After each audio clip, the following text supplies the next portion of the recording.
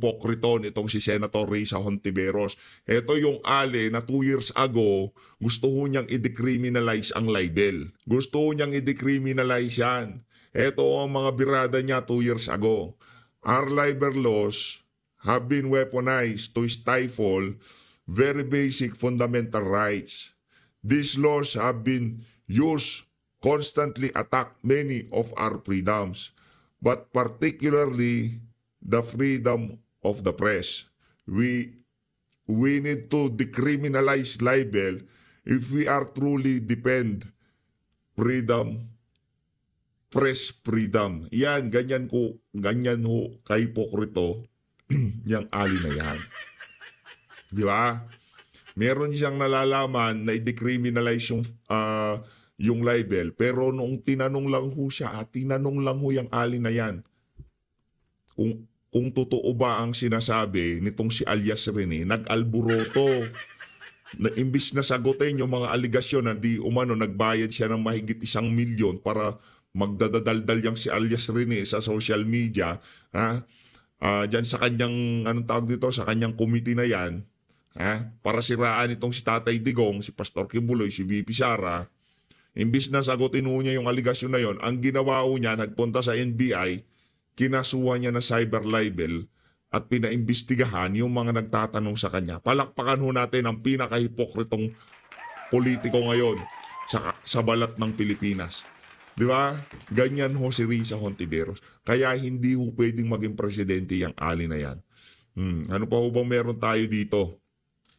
Pasadahin na ho natin lahat ng mga ano natin, itong mga... ito ho.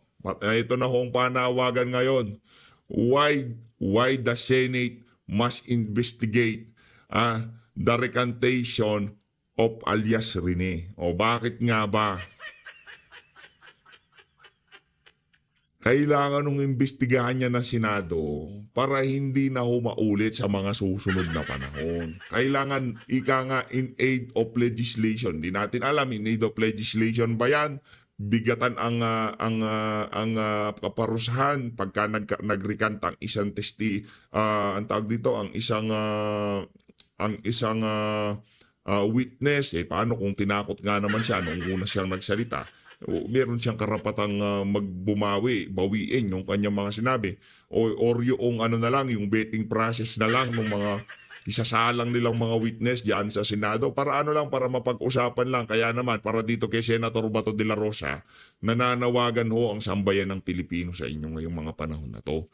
Gusto ho naming marinig yung mga punto de vista ng mga senador dito sa isa na to. Ano ba ang dapat gawin ng pamunuan ng Senado o rules ng Senado? Kailangang amyendahan ng rules ng Senado sa pagpipresenta ng witness o hindi ho natin alam, di ho tayo abogado o kung ano pa man. Gusto lang ho natin sa mga susunod na panahon, sana hindi magamit ang Senado. Kung sakali man, hindi partikular dito kay alias Rene, hindi magamit ang Senado sa paninira ng mga kalaban sa politiko ng mga senador diyan sa Senado. Yun lang naman ho. Kung paano gagawin yun, hindi natin alam yan. Si Senator Bato de la Rosa, Senator Rodante Marcoleta, ang tatrabaho niyan, di ba? Ano na lang, yung yung betting process. Bago nila isalang, siguraduhin ng mismong Senado, hindi si Senator Risa, hindi si Senator Bato, hindi kung sino mang senador, ang magsasalang sa kanya na talagang yung sasabihin niya, nanggagaling sa puso niya. Yun dapat ang establish muna. Di ba? Betting process, kagaya ng ginagawa nila dyan sa House of Representatives. Di ba? Kay tag dito, Colonel Grijaldo. Kaso ang problema naman doon, ang nag-betting process, si Dan Fernandez at itong si Atras Abante. Speaking of Atras Abante, tayo alam nyo, naaawa na ako kay Atras Abante. Literal na yung kanyang pagiging congressman ni Atras Abante, anak ng toka, talagang pinanindigan ng itong kandidatura niya na to, yung apelido niya, Atras Abante. Anak ng toka, hindi niya malaman, uupo ba ako? Teka lang, merong desisyon ng ang Korte Suprema, atras tayo.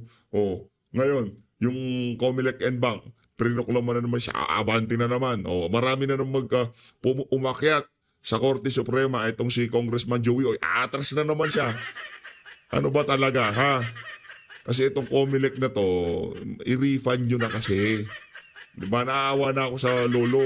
Atras abante siya eh. Di niya malaman kung uupo siya o ano siya. Pero dapat ang uupo talaga dyan, si Congressman Dewey Uy. Hindi yan magpapakaaso kay Tamba. Diba? Siguro, tingnan natin. Yung kamandag ni Tamba dyan sa House of Representatives, talagang pababa na. Marami na, isinusuwag na siya, di ba? Marami nang pumupustura na gusto siyang palitan sa pagka Speaker of the House. Ayun na nga, rekta na ho tayo sa birada netong si Congressman Pulong Duterte. Pakinggan nun natin itong mga kababayan. Game. Kung on a different question, what's your reaction about Senator Riza Ontiveros filing cases to the vloggers daw pertaining atong video circulating online? Nako. So, kung sila'y mo bakbak og tao, okay ra. Pero kung sila'y bakbakan, demanda diretso. Akray, baby. Akray, baby. Wala, Senator Riza, cry baby ka pala eh. Cry baby ka pala eh. Or spoiled brat. So, itawag spoiled ka nila ba yun? Di ka lang pala cry baby, spoiled brat ka pa eh. Nakananto ka. Yun talaga. Yun ang mabilis na sagot dyan sa attitude na yan ni Riza Hontiveros. Pagka bumibira kayo, okay lang. Pagka tinanong kayo, nag-iiyakan kayo. Di naman ho ata pwede yun.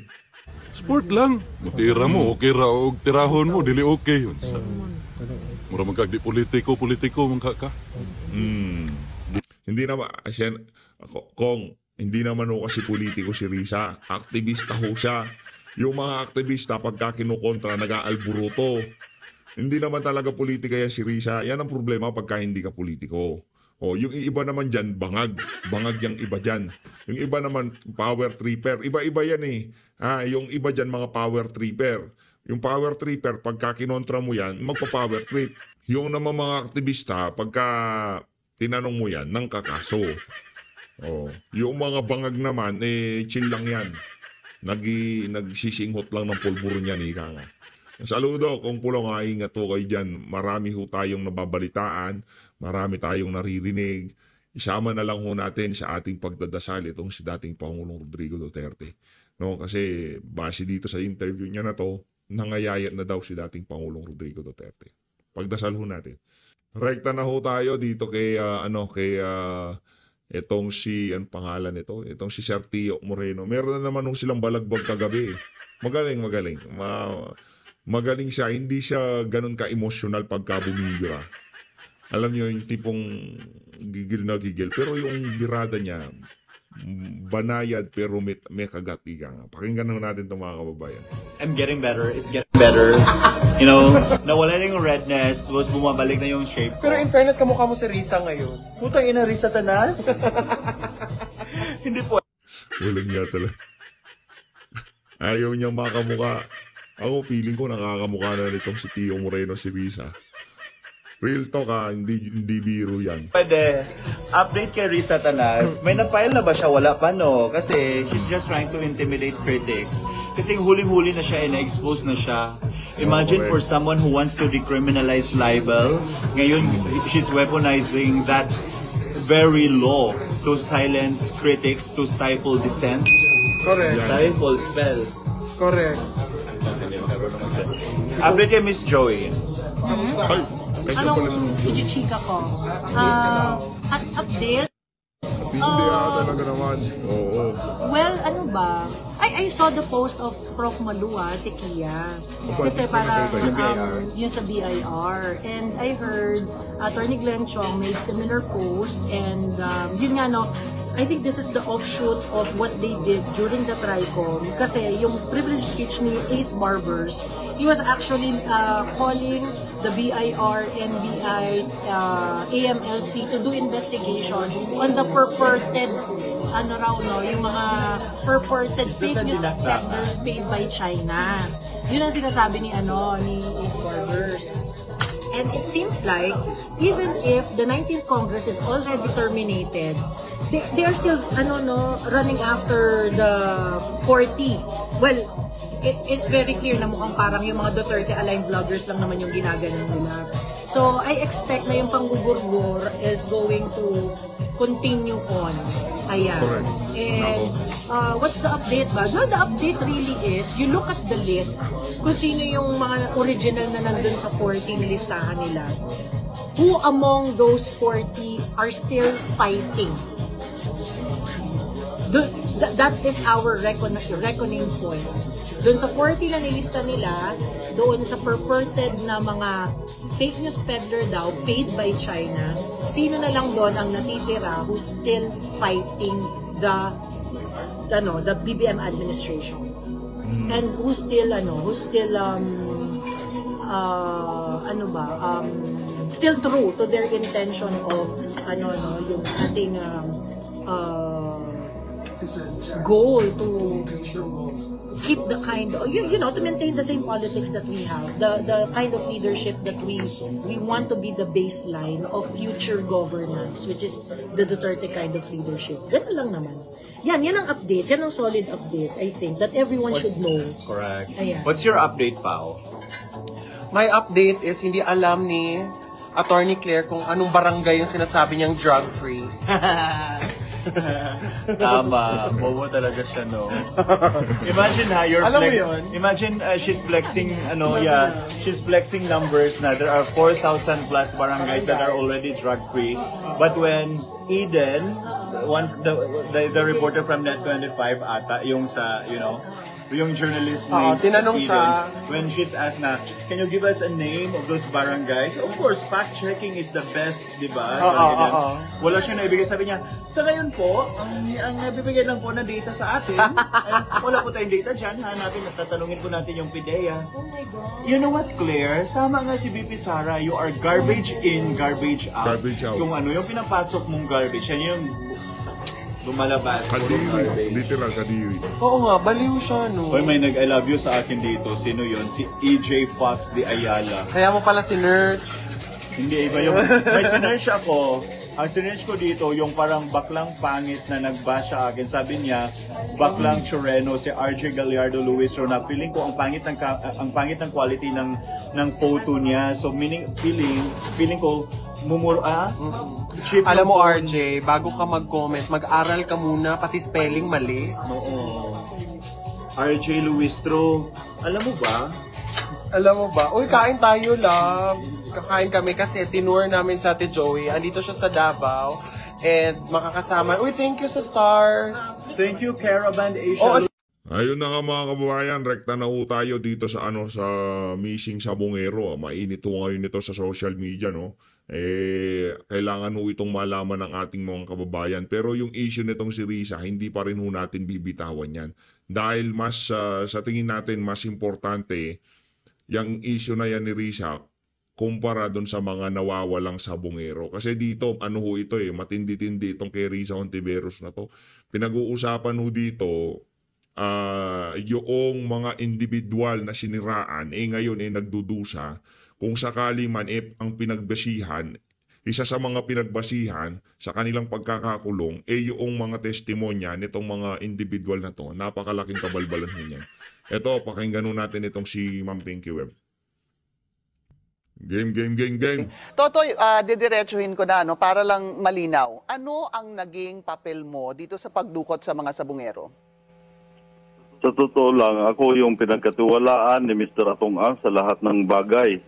Pati sa property niya, pati dito sa operasyon ng Pitmaster. Yun ang naging papel ko.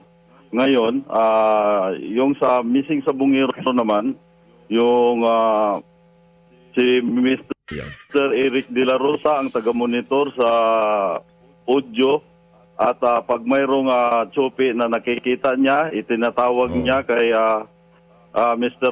Charlie Atong Ang din, si Atong Ang, itinatawag niya rin sa akin at kinakausap ko na rin yung si Erla Rosa. Then pag mag-signal na si Eric De La Rosa, nakausap niya na si Boss Atong, babalikan ko ulit si Mr. Atong Ang. Tatanungin ko, boss, okay na ba na kailangan ng pick upin yung o sige, tawag mo na yan doon sa mga pulis. Yun ang naging papel ko sa kanya. Galia, Ako ang tagatawag at ako ang tagausap doon sa mga tao na gumagawa ng tsupe. So, babalikan ko lang. So, ibig sabihin nun, tsupe, sa pagkaintindi ko, pag nagkaroon ng dayaan. Yes. Okay, yeah. so pag may nakita itong sinasabi mong si Eric De La Rosa, monitor niya yung laro, no? Yes. Tapos pag may nakita siyang tsupe at tinatawagan niya si Atong, gaya ng sinasabi mo, at pagkatapos nakakarating din sa'yo, paano ka napasok dito? Si Eric ba ang kumakausap sa'yo o si Atong ang tumatawag sa'yo? Minsan kasi dinidirekta na yan, tinatawag ni Eric De La Rosa sa akin. Okay. At agad, kinumpirma ko doon kay Mr. Atongang na mayroong tsupe dito. Sagot niya kagad, alam mo nang gawin mo. Kausapin mo yung tao at i-turn over mo doon sa mga pulis. Okay. Sino yung kausapin mo yung tao at saan ang turnover sa pulis? Doon mismo sa inyo, halimbawa sa Manila Arena, doon ko sila pinapasok sa cockhouse para kapin yung mga tao, din mag-antay ako doon sa mga pulis. Okay. Nako. At sino yung mga pulis na pumupunta doon at kinukuha itong mga dinadala mo sa isang kwarto? At sa ngayon, hindi ko muna mapangalanan yung mga pulis na yan at Okay. hindi pa ako. Okay. Totoy, so ganito, no? Hindi mo pa papangalanan yung mga pulis. Dito sa sinasabi mo na case ng missing sabungero, ilan sa kanila, sa pagkaalam mo na ikaw mismo ang gumawa, ay dinala mo sila sa isang lugar? Ano yung tawag mo dun sa lugar? I didn't quite get that. Sa totoo lang, hindi naman ako ang gumawa noon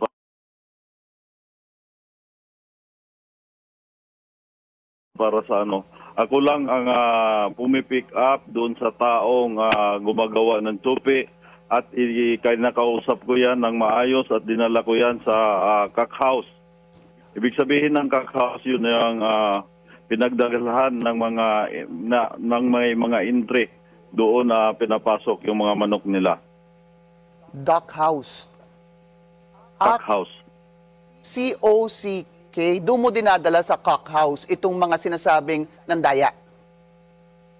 Yes, Okay. Pinky. So, Totoy, pagka dinala mo sila dun sa cockhouse na yon, sabi mo may tinatawagan kang police para i-pick up sila, hindi ba? Nakikita mo ba with your own, nandun ka pa ba sa lugar, sa cockhouse, kapag pinipick up na itong mga taong nandaya? Nandun yung ginahit ng witness, si Rogelio Burican. Yun ang inuutosan ko para bantayan yung mga taong nandaya. Opo. Yung si Roger Burican. Pero kayo siya yung nakunan. nandun pa po kayo sa cockhouse bago po i-turn over itong mga taong supposedly nandaya sa sinasabi niyo pong police. Minsan kasi sa sobrang busy ko, minsan iniwan ko na lang doon sa driver ko yung si Rogelio Roger Burican na pagkatiwalaan ngayon ni Mr. Atongang na ginamit niya maging star witness para sa kaalaman ng lahat. Si Rogelio Roger Burican, siya yung nagbitbit ng taong nauwala. Yung pinalabas sa Channel 7, dalawa yan sila. Yung nakapula kanina, siya yung si Rogelio Burican, bakla yung palayaw niyan. At yung kasama niya, si Rodilio Anigig. Yung nakaputi kanina, napula yung sombrero. Sila po yung nakuhaan sa ng video ng cellphone na binitbit nila yung tao bago wala, yung nakapusas. So, Totoy, balik lang ako dun sa tanong ko, no? So, dinadala mo sila sa cockhouse, tapos may tinatawagan ka, sinasabi mo na pulis. Tama pa ba? Tama pa ba ako doon? May tinatawagan kang pulis at mula doon, pupunta yung pulis. Mga pulis po yan, mga pulis. At ilan sila? Ko muna yan. More or less, Isang ilan yung colonel. pulis? Nako, Basta yan matindi sila ito. lahat. Kulang-kulang 20 yan sila. Na pulis? Nasa 30 kasama yung civilian. 30. Okay. So, punta tayo doon sa anong nangyayari sa kanila pagkatapos po nang sila'y ma-pick up. doon po natin i-continue yung iyong salaysay. What happens to them pagkatapos po pick upin ang sinasabi niyong mga pulis at sibilyan na umaabot sa 30 siguro sila? Nung una, hindi ko alam kung ano yung ginagawa nila. Kasi minsan sunod-sunod na may nangyayaring ganon. Ngayon, nagtaka naman ako, minsan 8 tao, 7 tao yung kinukuha nila sa sabungan. Ngayon, tinanong ko, ano bang ginagawa niyo? Bakit sobrang bilis naman? Mayayari tayo na yung Mr. Atong Ang yan. Meron isang pulis na napapakita sa akin ng video, Sir, wala ka ba tiwala? Ito, doon ko nakita kung paano nila pinapatay yung isang tao.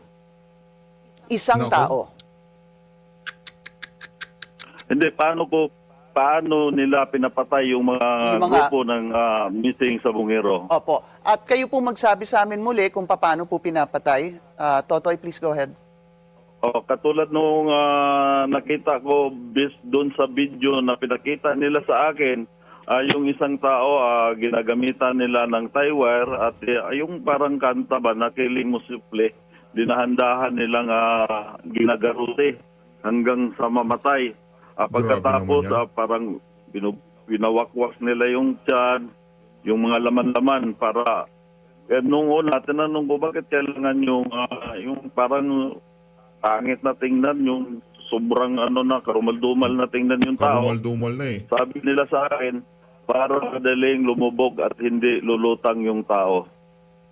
Ay, naku, yari tayo dyan. Naku, kaya pala sa ano tayo maghahanap sa lake. Ito papasok yung storya na nilubog sila, supposed to be, sa Taal Lake. Taal Lake. Opo. Yes, Pinky. Totoy, para lang malinaw, paano nyo nalaman yung storyang yan? I mean, meron ka bang first-hand knowledge? Ito ganito kasi ho yan.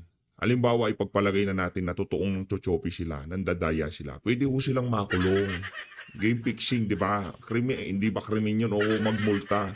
Pero yung aabot ka sa punto na palulubugin mo sila sa Taal Lake, di ba? Mausapan na ho yun. Ganito yan. Ano mga totoo dito sa issue na to? Ang mga totoo dito, merong nawawalang mga sabongero. Merong lumantad na mga witness. Okay? Tinuturo itong mga individual na to. Merong mga aligasyon, merong kontra-argumento itong mga nagsalita kahapon, sila Atong Ang. Ngayon, abangan ho natin ang korte kung ano ang magiging hatol nila dito sa isa na to. Hindi naman ho magpapatalo yan si Atong Ang, bilyonaryo nga eh. Pero wala ho tayo dito para pumili ng side o kung ano pa man. Bilyonaryo yan si Atong Ang. 'Di ba? Ano yan, ika nga kung talagang nangyari 'yon, kailangan niya managot. At kung hindi naman pala nangyari 'yon na pinag-iinitan lang siya dahil gustong kunin yung mga antag dito, yung mga business niya o kung ano man ang, 'di ba? Bahala na ho sila doon. Ang atin lang dito, ito yung ginagawa nating halimbawa para yung mga kababayan natin, lumayo ho kayo sa mga sugal-sugal na yan. Wala ho kayong mapapala dyan. Pag natalo kayo, pupasok sa utak niya, dapat pala mananako, di ba? Ganito gawin ko, sasama na ako sa kanila. Pag nahuli kayo, sa Taal Lake ang kahihinatnan nyo. O ito ba ay kwento lang sa iyo nung mga nagpakita sa iyo ng video? Hindi, knowledge ko talaga yan at actual na nila pinapakita yung video at nandun yung mga tao nila na sila mismo nandun. Grabe naman yan. At nilulubog, nakikita niyo po yun. Sa silang, gawa na nga pina-abroad ako niyan ni Mr. Atong Ang bago ako umalis, dapat naitago ko yung isang cellphone na may mga video yon sa harap mismo, doon sa bahay niya dati sa Mandaluyong. Napasunog niya yung cellphone ko sa harap nung kanyang driver na si Wani na tinanggal niya na. Pinasunog yung cellphone mo dahil nandun ang sinasabi mong ebidensya, yung mga video? Yes, Pinky. Okay. Nandun lahat. Meron Bago ka pa ako bang... umalis. Opo. Meron ka pa bang, dahil ang sinasabi mo nga wala na po yung ebidensyang yon, meron pa bang ibang ebidensya na magsasubstantiate o magpapatunay dito sa sinasabi ninyong pagpatay, allegedly dito sa mga missing sabungero. Meron pa bang ibang evidence that you have on hand? Yes, Pinky. Katulad niyang sa San Pablo, yung si John Lasco. Buti na lang, yung USB na yon na binigay sa akin ng isang kernel na sinabi ni Mr. Atong ang sa akin na sunugin mo, pero napag-isip ako at tinabi ko talaga yon. Gawa ng nung magkasama kami noon sa isang helicopter, tatlo kami niyan, kasama yung piloto, ako, si Celso Salazar at saka si Mr. Atong Ang. Nung pagdating namin doon sa may Batangas, sa may dagat, nadulas siya, naikwento niya, dito ko nilubog yung tao ko dati, nakatulad kay Dondon. Bigla silang nagsinya si Celso na tinuro ako na nandun ako sa harap. Kaya nila tinanggal yung headset at nag-usap silang dalawa. Doon ako nakapag-isip, pag marami na pala talagang alam, pinaliligpit na pala ni Mr. Atong Ang. So, meron ka pang, nasa iyo pa itong USB na to, Totoy? Yes, nasa akin at naibigay ko na yan din doon sa DOJ, sa IDJ. Nabigyan ko na rin sila ng Nandun kopya. na? Nasa CIDG na? Yes, Pinky. Okay. Totoy, papaano naman dahil lumutang din yung pangalan ni Miss Gretchen Barreto dito, bakit siya nasama dito sa usapin na ito? Ganito yan, Pinky. Minsan, 24 hours, magkasama yan sila sa isang kwarto, magkatabi pa. So, lahat ng sikreto, binibulgar din ni Mr. Atong Ang kay Gretchen Barreto. Talagang yung word na magkatabi pa, ikaw sir ha? Anak ng toko. Nakikita mo na magkatabi. Ikaw matindi ka sir Kaya ha? pakiusap ko kay Ma'am Gretchen, Ma'am, ngayon, makipagtulungan ka na lang sa akin. Tumayo ka na rin na bilang isang witness. Dahil alam mo naman lang mga pangyayari at kwinikwento mo naman sa'yo lagi yan. Meron pa bang may iba ka pa bang kasama, Totoy, na magpapatunay dito sa iyong sinasabi? Sa totoo lang, yung apat na nasa kanya na mga tao na involved, yung nakasuhan, yung mga kasama ko, na pinapa-interview na, kunyari, kawawang-kawawa, nasa kanya yan. Sila lahat may alam yan. Binabaliktad nga nila doon sa interview na kawawang-kawawa at ako daw ang milyonaryo at parang binabantaan ko pa raw ang buhay nila. Mr. Atong Ang masabi ko lang sa'yo, humarap ka. Dito natin makikita kung sino ba talaga sa atin dalawa nagsisinungaling. Yung mga tao, tinuruan mo pa dahil nga sa impluensya ng pera mo, pasahod mo, buong pamilya nasa loob.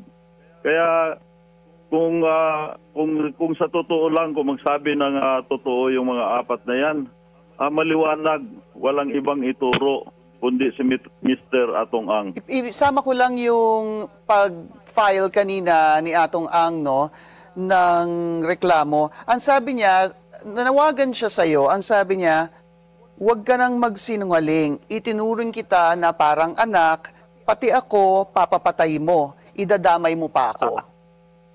Hindi, totoo yan. Sino ba naman si Dondon Patidungal? Ultimong tao lang ako. Katulad ng sinabi ko sa kanya, ngayon napakasama na ng tingin niya sa akin. Kung maalala nyo sa Senate hearing kung paano niya ako nagtanggol, doon pa lang kung talagang hindi ko siya pinagtanggol, pwede ko ituro siya kagad dyan, doon pa lang, on the spot. Diba? Isa pa, mayroon pang isang Pinky, yung isang kaso, yung para alam ng lahat sa mga nakikinig sa akin, yung kaso ni Mr. Yulo hanggang ngayon hindi mapamasolve yun. Ngayon, nanawagan ako sa mga anak ni Mr. Yulo. Ito na ang pagkakataon na ang mastermind si Mr. Atong Ang kasama yung kanyang anak kasama yung kanyang kapatid na si William. Yun ang nagmumonitor kay Mr. Yulo doon sa Pampanga. Kasama yung dating si IDJ na si Ediboy Villanueva. Ang una, sinabi niya sa akin, doon may atraso kay Irap yan, Kinuha yung mga alahas ni Hirap. Kalaunan, nalaman ko may utang pala sa kanya na 5 million. Nung bandang huli, nalaman ko na kumpare pala niyan. Ganon kasama si Mr. Atong Ang. At saka yung mastermind, nakakulong. Yung driver ng motor, nandyan sa kanya. Ang pangalan ng driver ng motor, si Julius Gumulon. Yun ang ano niya. Yun yung driver, nasa kanya. Kasama yan sila Roger Rogelio Burican. Kailangan mo lang daw ng pera ayon sa kampo ni Atong Ang kasi natalo daw kayo sa eleksyon? Pinky, sa totoo lang, di ba sinabi niya, pinalabas niya na bilyonaryo ako. Bakit kailangan ko pa ng pera? Sa totoo lang, yan si Mr. Atong Ang, napakagaling magsinungaling yan. Ayun na ang masasabi ko. Nung panahon, para malaman nyo, tingnan na lang natin yung mga nakaraan. Di ba gusto niya rin ipapatay si Chavit Singson? Kaya nagkagulo ang buong Pilipinas noon? Siguro sa interview mo kahapon, ano, ilang katanungan na lang, dun sa ilang mga lumalabas pala na mga storya, Totoy, meron kasing lumalabas na meron daw senador at meron pang kongresista na dawit dito sa kaso. Totoo ba to? Alam mo, gawa-gawa niya lang yan para magalit yung mga senador at saka congressman. Gawa nung itong totoo talaga na membro sila ng ALPA. Ngayon, yung mga senador at mga ilang tao against doon sa mga ginagawa niya. Ngayon, nagmi-meeting yan, nandun ako, sinasabi niya, kasi nakasampol na sila na mayroong pinapapatay na missing sa bungero. Ngayon, nag-meeting ulit na nandun ako sa harap. Sinabi niya sa buong membro, kung hindi natin gagawin to, hindi lalaki yung sales natin. Noon yan, katarantado, ginawa pa niya akong sinungaling. Katulad nung sinabi niya na ako daw nag-extort sa kanya, kailangan ko ng pera dahil natalo ako nung eleksyon. Sa totoo lang, Pinky, yung mayroon silang pinapirmahan na papel sa akin para baliktarin ko. Yung recantation. Recantation. Para baliktarin ko lahat ng katotohanan. Sinabi, inupiran pa ako ng 500 million, hindi 300 million katulad nung sinabi niya. 500 million ang inoper sa akin. Ang sabi, hindi kaya ng konsensya ko na tanggapin ko yung halagang 500. Palakpakan natin si alias Totoy. Konsensya pala, ha? Konsensya pala, ha? Konsensya dapat noon pa sa Senado. Huwag mo kami bidahan ng konsensya. Sa aminin mo at sa hindi, may involved na pera dyan sa pagsasalita mo na yan. Tigilan nyo kami. Ang kagandahan lang nito na lumalabas yung mga kung ano yung mga dapat ilabas. Pero sabihin walang involved na pera. Dahil buhay na ng pamilya ko ang nakataya dito at pamilya ng mga namatayan na mga missing sa bungiro. Marami siguro nagtatanong din, Totoy, bakit ngayon? Bakit ka ngayon nagsalita?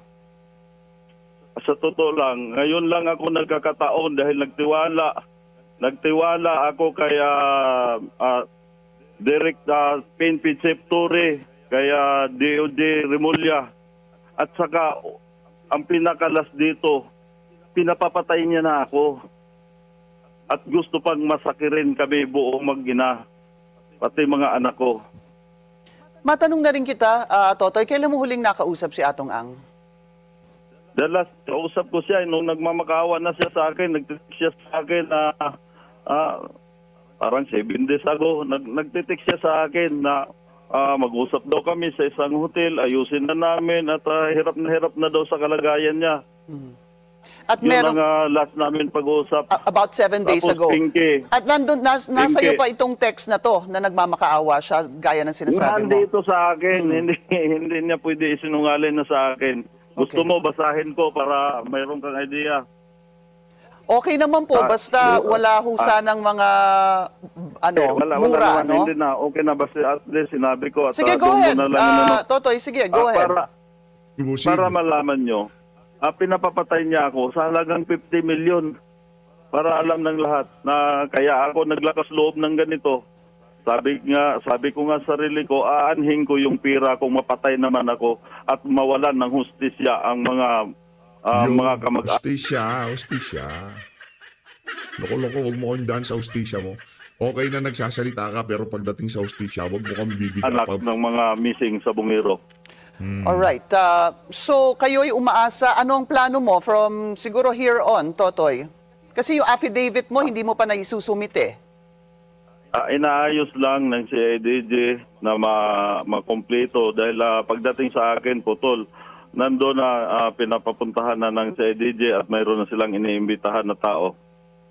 Ano yung ibig sabihin ng putol at may iniimbitahan na tao? May missing link ba dito na kailangang parte o bahagi ng iyong affidavit? Oo. Kailangan kasi makompleto lahat ng aking affidavit. At bakit kulang, Totoy? Mayroon pang kulang ng konti. Siguro by next week may pasa na ito. Gaano ka-importante yung parte na yon at hindi maipasa ang iyong affidavit? Mas pinaka-importante talaga.